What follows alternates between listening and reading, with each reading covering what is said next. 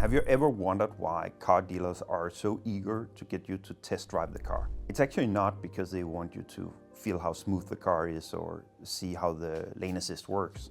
It's because they want to trigger an emotional desire in you. They want to trigger the feeling of owning this car. My neighbors would envy me. My kids will think I'm a cool dad. Those kind of things. So it's actually not about the product, it's about the feelings.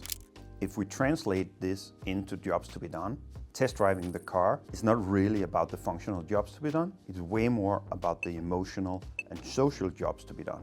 Because any car can solve the functional problem, taking you from A to B. If we look at this from a SaaS company perspective, I think we can learn a lot from the car dealers, because we all offer trial versions or demo versions of the product, and all of them are centered around the functions that the product has.